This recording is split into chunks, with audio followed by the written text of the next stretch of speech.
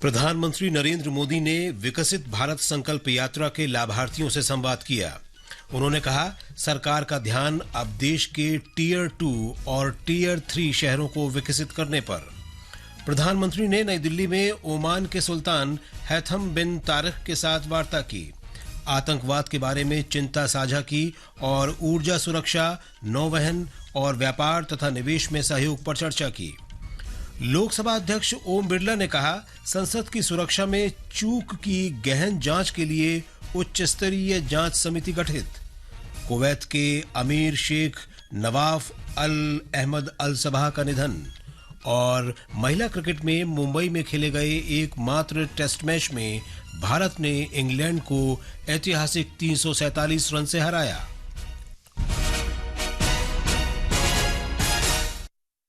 समाचार संध्या के साथ मैं विशाल शर्मा। समाचार अब विस्तार से। प्रधानमंत्री नरेंद्र मोदी ने कहा है कि सरकार सभी नागरिकों के जीवन में सुगमता सुनिश्चित करने पर काम कर रही है। उन्होंने पूरे देश में विकसित भारत संकल्प यात्रा के प्रभाव पर प्रसन्नता व्यक्त की है।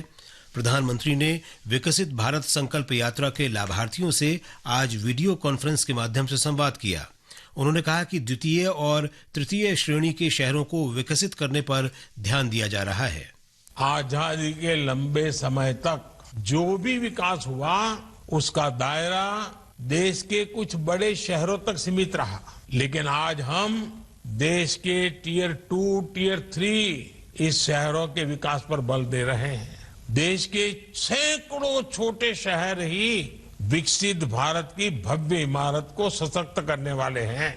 इसलिए अमृत मिशन हो या स्मार्ट सिटी मिशन, इनके तहत छोटे शहरों में मूल सुविधाओं को बेहतर बनाया जा रहा है। प्रधानमंत्री ने कहा कि सरकार मध्यम वर्ग के लोगों को अपने घर का सपना पूरा करने के लिए हर संभव सहायता कर रही है। हमारी सरकार का प्रयास है कि सबके पास पक्का घर हो। पिछले 9 साल में केंद्र सरकार 4 करोड़ से ज्यादा घर बना चुकी है। इसमें से 1 करोड़ से अधिक घर शहरी गरीबों को मिले हैं। हमारी सरकार मिडिल क्लास परिवारों के घर का सपना पूरा करने में भी हर संभव मदद कर रही है। श्री मोदी ने कहा कि जलापूर्ति, जल निकासी, सीवेज प्रणाली, यातायात प्रणाली और सीसीटीवी नेटवर्क में निरंतर सुधार हो रहा है।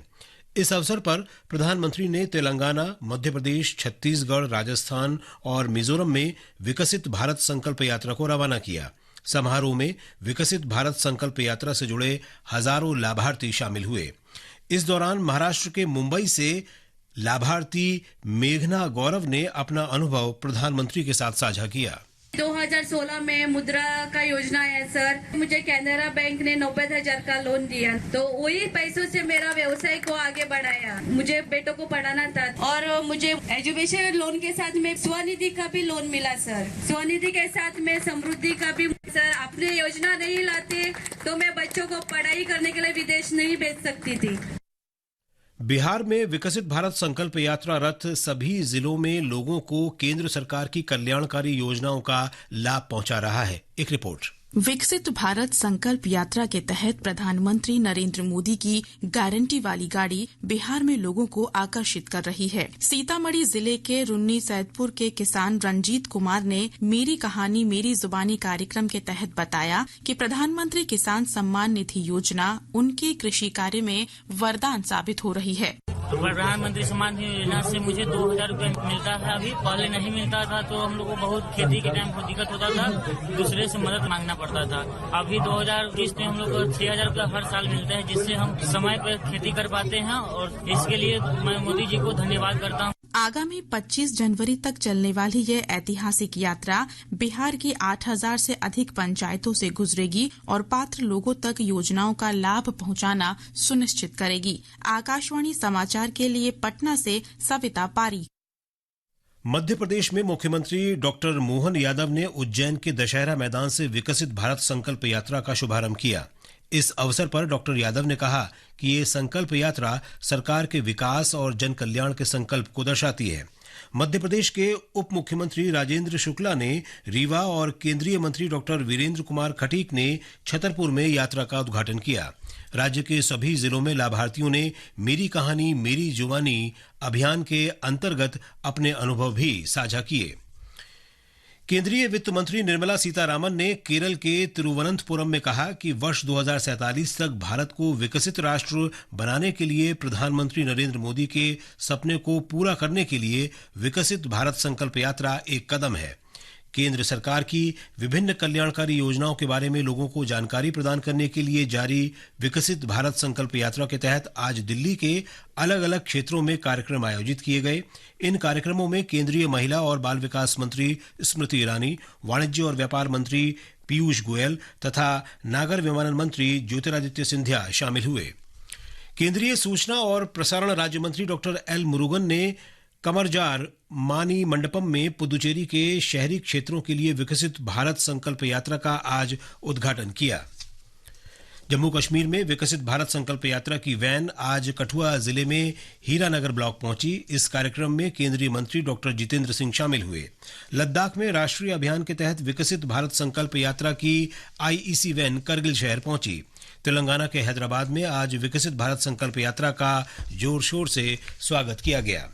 ये समाचार हमारी वेबसाइट newsonair.gov.in और हमारे mobile app news on AIR पर भी उपलब्ध हैं। समाचार संध्या में आपका फिर स्वागत है। प्रधानमंत्री नरेंद्र मोदी ने आज नई दिल्ली में ओमान के सुल्तान हैथम बिन तारिक के साथ वार्ता की। दोनों नेताओं ने व्यापक और रचनात्मक वार्ता की। इसमें नौवहन, व्यापार और निवेश तथा अंतरिक्ष और वित्तीय प्रौद्योगिकी जैसे क्षेत्रों में सहयोग पर चर्चा की गई। बैठक के बाद विदेश सचिव विनय मोहन क्वात्रा ने बताया कि दोनों नेताओं ने आतंकवाद की समस्या पर चिंता व्यक्त की। The discussions between Prime Minister and His Majesty were comprehensive and constructive. They covered entire range of our bilateral engagement, including maritime cooperation, trade and investment cooperation, cooperation in new areas, including space, financial technology. They shared concern on the problems of terrorism. दोनों देशों के बीच वार्ताएं सीमित और प्रतिनिधिमंडल के स्तर पर हुई। विदेश सचिव ने कहा कि भारत ओमान पश्चिम हिंद महासागर में नौवहन सुरक्षा में सहयोगी हैं। दोनों पक्षों ने रक्षा के क्षेत्र में भी विचार विमर्श किया। दोनों नेताओं ने क्षेत्रीय और अंतर्राष्ट्रीय मुद्दों पर भी चर्चा की। दोनों ने भविष्य के लिए भारत ओमान संयुक्त दृष्टिकोण पत्र भागीदारी को स्वीकार किया। ये दृष्टिकोण पत्र 8 से 10 क्षेत्रों में भागीदारी करने पर केंद्रित है। ओमान के सुल्तान कल से 3 दिन की भारत यात्रा पर हैं। सुल्तान का आज सुबह राष्ट्रपति भवन में भव्य स्वागत किया गया। सुल्तान हैथम बिन तारिक की भारत की ये पहली राजकीय यात्रा है। लोकसभा अध्यक्ष ओम बिरला ने आज कहा कि 13 दिसंबर को लोकसभा के भीतर हुई घटना की जांच के लिए एक उच्चस्तरीय जांच समिति गठित की गई है। संसद की सुरक्षा में सेंध के मामले पर सभी सांसदों को लिखे एक पत्र में श्री बिरला ने कहा कि समिति ने काम करना शुरू कर दिया है और इसकी रिपोर्ट सदन में जल्द ही रखी जाएगी। उन्होंने कहा कि ये समिति संसद परिसर में सुरक्षा के सभी पहलुओं की जांच करेगी और ऐसी घटना दोबारा न हो उसे रोकने के लिए ठोस कार्य योजना तैयार करेगी। श्री बिरला ने कहा कि ये दुर्भाग्यपूर्ण है कि कुछ सांसद और राजनीतिक दल इस घटना और कुछ सदस्यों को सदन की कार्रवाई से निलंबित करने के घटनाक्रम को आपस में जोड़ रहे हैं।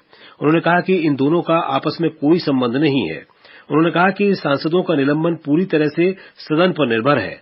उन्होंने उम्मीद जताई कि सभी सदस्य सदन की गरिमा और प्रतिष्ठा को प्राथमिकता देंगे। गृह और सहकारिता मंत्री अमित शाह ने कहा है कि सरदार वल्लभ भाई पटेल के बिना राष्ट्र का अस्तित्व और देश का मौजूदा मानचित्र संभव नहीं होता। श्री शाह आज आणंद जिले में वल्लभ विद्यानगर में सरदार पटेल विश्वविद्यालय के 66वें दीक्षांत समारोह को संबोधित कर रहे थे।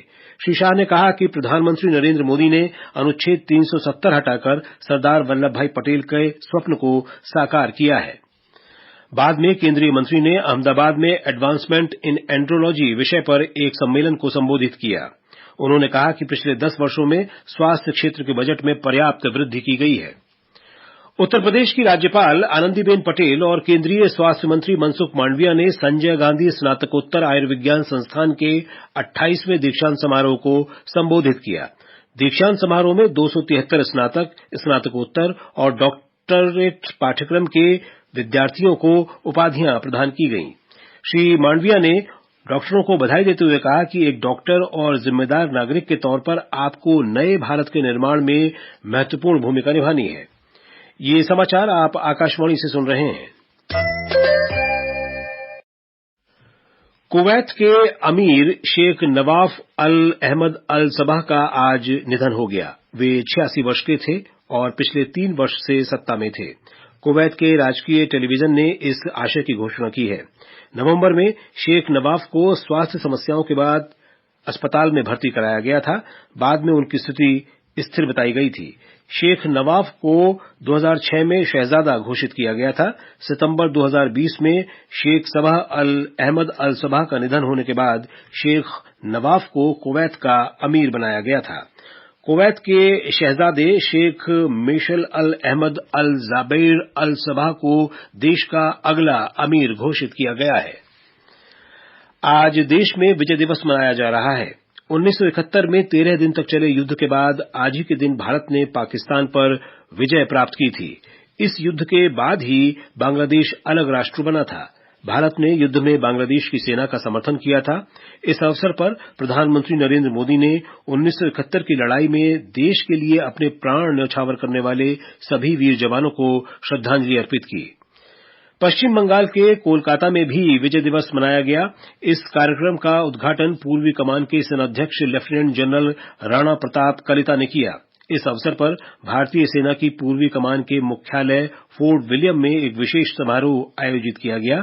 पूर्वी कमान के सेनाध्यक्ष समेत तीनों सेनाओं के अन्य क्षेत्रीय कमांडरों ने शहीदों को स्मारक स्तंभ पर श्रद्धांजलि दी। विदेश मंत्री डॉक्टर एस जयशंकर ने बांग्लादेश के विदेश मंत्री डॉक्टर ए.के. अब्दुल मोमेन को विजय दिवस की शुभकामनाएं दी। डॉक्टर जयशंकर ने कहा कि भारत बांग्लादेश मैत्री लोगों के हितों के संरक्षण से बढ़कर है। रेल मंत्री अश्विनी वैष्णव ने कहा है कि प्रधानमंत्री नरेंद्र मोदी के नेतृत्व में रेलवे में बदलाव का कार्य पूरे जोर शोर से जारी है। उन्होंने कल 68वें केंद्रीय रेलवे सप्ताह समारोह को संबोधित करते हुए कहा कि भारत जल्द ही दुनिया में तीसरी सबसे बड़ी अर्थव्यवस्था बन जाएगा और इसमें रेलवे की महत्वपूर्ण भूमिका होगी। श्री वैष्णव ने अति विशिष्ट रेल सेवा पुरस्कार प्रदान करते हुए कहा कि सभी रेल कर्मचारियों ने पूरे समर्पण के साथ राष्ट्र निर्माण में योगदान दिया है। केंद्रीय राजमार्ग और सड़क परिवहन मंत्री वी.के. सिंह ने कहा है कि भारत की एकता को बनाए रखने के लिए अनुच्छेद 370 को रद्द करने के फैसले को सही ठहराए जाने का सर्वोच्च न्यायालय का निर्णय स्वागत योग्य है।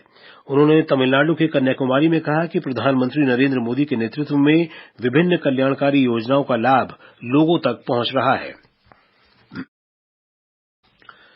महिला क्रिकेट में मुंबई में भारत ने इंग्लैंड को एकमात्र टेस्ट मैच में ऐतिहासिक 347 रन से हरा दिया है। इस मैच को जीतने के साथ ही टीम इंडिया ने इतिहास रच दिया। भारतीय टीम ने पहली बार अपने घरेलू मैदान पर टेस्ट में इंग्लैंड को हराया। कुआलालंपुर में जूनियर हॉकी विश्व कप में स्पेन ने भारत को 3-1 से हरा दिया है। इसी के साथ कांस्य पदक के प्लेऑफ में भारत की उम्मीद टूट गई। दक्षिण तमिलनाडु और केरल में अलग अलग स्थानों पर सोमवार तक भारी बरसात होने की आशंका है। मौसम विभाग ने कल लक्षद्वीप में भी तेज वर्षा का अनुमान व्यक्त किया है। इसके अलावा रविवार को दक्षिण केरल में कई स्थानों पर बहुत तेज वर्षा हो सकती है। मौसम विभाग ने कहा है कि अगले 5 दिनों के दौरान सुबह के समय में पंजाब और हरियाणा में कई स्थानों पर घना कोहरा छाया रह सकता है। और अब अंत में मुख्य समाचार एक बार फिर। प्रधानमंत्री नरेंद्र मोदी ने विकसित भारत संकल्प यात्रा के लाभार्थियों से संवाद किया। उन्होंने कहा, सरकार का ध्यान अब देश के द्वितीय और तृतीय श्रेणी के शहरों को विकसित करने पर। प्रधानमंत्री ने नई दिल्ली में ओमान के सुल्तान हैतम बिन तारिक के साथ वार्ता की, आतंकवाद के बारे में चिंता साझा की और ऊर्जा सुरक्षा, नौवहन और व्यापार तथा निवेश में सहयोग पर चर्चा की। लोकसभा अध्यक्ष ओम बिरला ने कहा, संसद की सुरक्षा में चूक की गहन जांच के लिए उच्च स्तरीय जांच समिति गठित। कुवैत के अमीर शेख नवाफ अल अहमद अल सबाह का निधन और महिला क्रिकेट में मुंबई में खेले गए एकमात्र टेस्ट मैच में भारत ने इंग्लैंड को ऐतिहासिक 347 रन से हराया। इसके साथ ही समाचार संध्या का ये अंक समाप्त हुआ। नमस्कार।